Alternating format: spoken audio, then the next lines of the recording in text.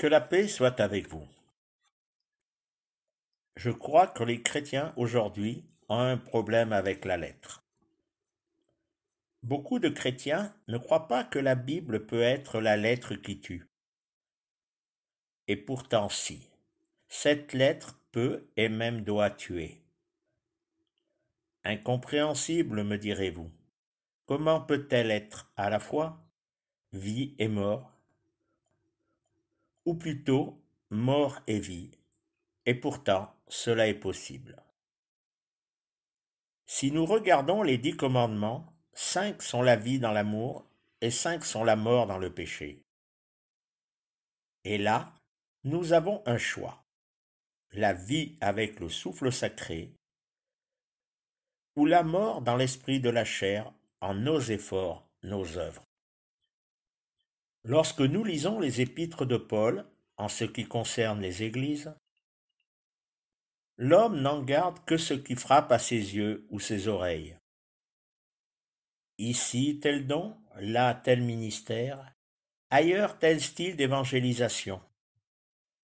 Là encore, telle organisation d'église, etc., etc.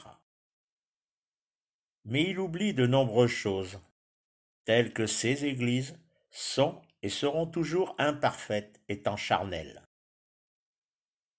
Et il le sait. Il dit même que parce qu'il est dans cette église, elle est imparfaite à cause de lui.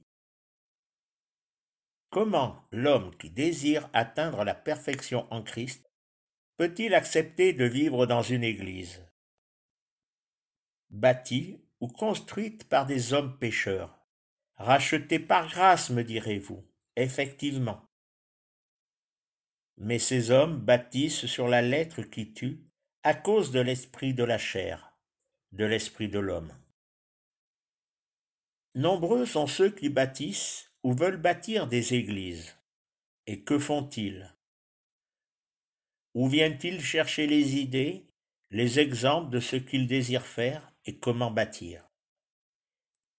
Ils visitent, ils observent les autres églises, sondent la lettre, la Bible, essayant ce qui fera de leur église la meilleure, la plus attirante que celle de leurs voisins. Ils disent avoir des songes, des rêves, mais ils ont oublié une chose. Ils ne sont que de piètres architectes, de piètres bâtisseurs dans ce monde. Leurs bâtiments peuvent être grandioses, spacieux, à leurs yeux d'une beauté à faire pâlir de jalousie les autres églises. Des églises semblant vouloir atteindre la voûte des cieux. Mais dans le monde divin, spirituel, qui sont-ils? En réalité, peu de choses. Et pourtant, chacun de nous a une si grande valeur aux yeux et au cœur de ce roi qui siège à la droite du Père. Ce roi qui a dit « Je bâtirai mon Église. J'attirerai tous les hommes à moi, afin qu'ils soient réconciliés avec mon Père qui est dans les cieux. » L'esprit de la chair ne peut se distribuer les dons, les ministères divins. En vérité, l'esprit de ce monde ne peut se distribuer que de bien pâles copies des dons et des ministères. Et aujourd'hui, nous en voyons les fruits. Division des églises, jalousie, orgueil, sectarisme, abus de pouvoir, richesse indécente, division, etc., etc. Alors, comment cette lettre peut-elle être la vie? Pour cela, il nous faut abandonner l'esprit de la chair. La lettre est la mort. Il faut abandonner l'esprit de ce monde. Il nous faut mourir en abandonnant les désirs de la chair de ce monde, pour renaître en Yeshua, la lettre et la vie. Car, en réalité, c'est l'esprit de celui qui a inspiré les auteurs de cette lettre qui est la vie. C'est l'esprit de vie qui distribue et met en œuvre les dons, les ministères, qui dirigent les assemblées de croyants. Oui, Il faut abandonner l'esprit de la chair, de ce monde qui est la lettre qui tue, pour être remplacé par le souffle sacré, inspirateur de la lettre qui est vie. Pour que l'esprit de vie règne en nous, il y a 2 versets qui nous parlent de réconciliation. 2 Corinthiens chapitre 5 versets 18 et 19. Verset 18. Et tout cela vient d'Élohim, qui nous a réconciliés avec lui, par Yeshua, et qui nous a donné le ministère de la réconciliation. Dans ce verset, 3 parties. Premièrement, et tout cela vient d'Élohim, action du Père. Deuxièmement, qui nous a réconciliés avec lui par Yeshua, action du Fils. Troisièmement, et qui nous a donné le ministère de la réconciliation, action du souffle sacré.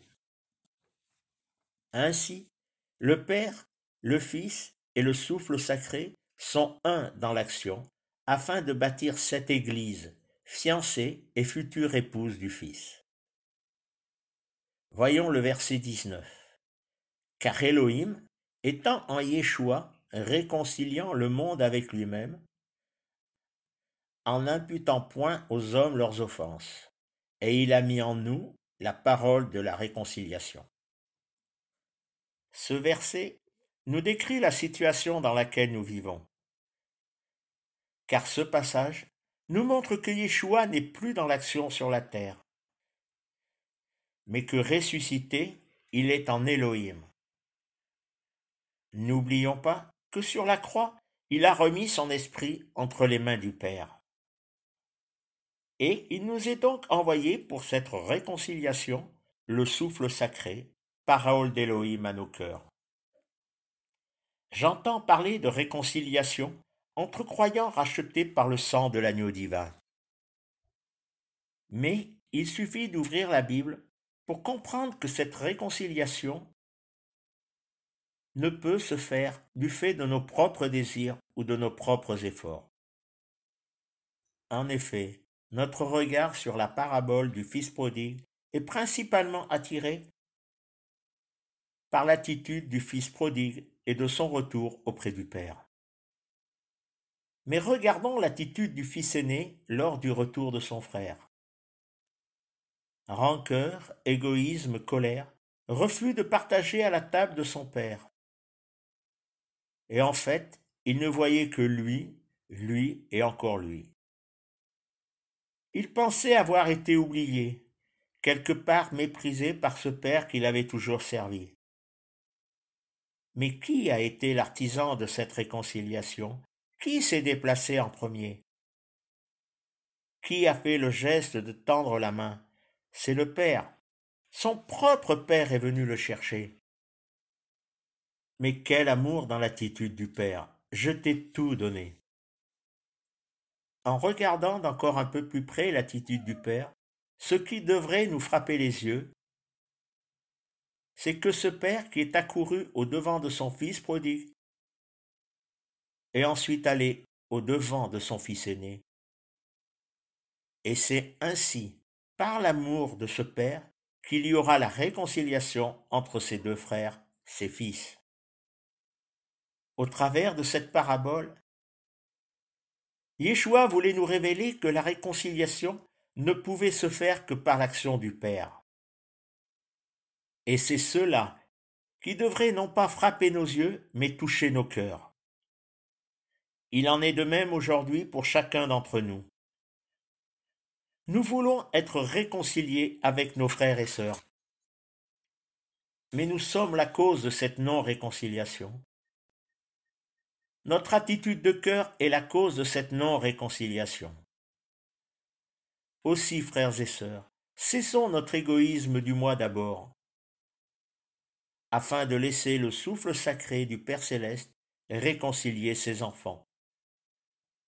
Nous réconcilier les uns les autres en Yeshua. Ce qui m'amène à parler de nos propres désirs, de nos propres efforts, nos propres combats dans l'œuvre de Dieu. Et pour cela, je vais prendre 3 exemples. Joseph, le roi des rêves comme il a pu être surnommé, qui, fier de ses 2 premières visions, se voyait déjà dominé sur ses frères. Ses rêves se sont-ils réalisés? Il lui a fallu de nombreuses années et parfois d'immenses souffrances pour parvenir à la place que l'Éternel avait prévue. Non pas pour dominer sur ses frères, mais enfin prendre soin de son père et de ses frères. Mais dites-moi, les rêves de Joseph montraient-ils ses frères? Ou alors les richesses de l'Égypte sur lesquelles Pharaon avait placé Joseph? Moïse, cet homme qui voulait par ses efforts pousser le peuple hébreu à se soulever contre l'Égypte de Pharaon pour se libérer de l'esclavage. Cet homme qui par l'épée, sa petite épée, voulait mettre Pharaon à genoux, le renverser. Non, il a fallu 40 ans de préparation, 40 ans de solitude dans le désert à apprendre à conduire des troupeaux, avant que l'Éternel le renvoie en Égypte, non pas délivré, car c'est l'Éternel qui a délivré le peuple hébreu, mais conduire sous la direction de l'Éternel ce peuple vers Canaan. Job, Job et ses lamentations, Job et ses questions, Job et ses discussions sans fin avec sa femme. Ses amis, et quel en fut le résultat? Néant. Rien ne changeait dans sa situation. Tout son être ne voyait que son désespoir et la mort qui s'approchait à grands pas. Mais voilà que l'Éternel parle. Job, qui es-tu? Qui es-tu? Qui es-tu? Où étais-tu? Enfin Job réalisa. Il réalisa que toutes ces lamentations, ces discussions, sans résultat, tous ses efforts pour comprendre comment il en était arrivé là, l'avaient détourné de celui qui avait tout accompli. Mon frère, ma sœur, tous nos efforts, toute notre bonne volonté, toutes les prédications, toutes les prophéties, tous les ministères, en réalité, tout ce qui est conduit par l'esprit de la chair, l'esprit de ce monde, ne donneront jamais la vie. En conclusion, Elohim est. Yeshua règne et le souffle sacré agit pour nous donner l'esprit de vie afin de nous transformer et nous réconcilier avec notre Père céleste et avec tous ses enfants rachetés par le sang de l'agneau. Soyez tous bénis en Yeshua.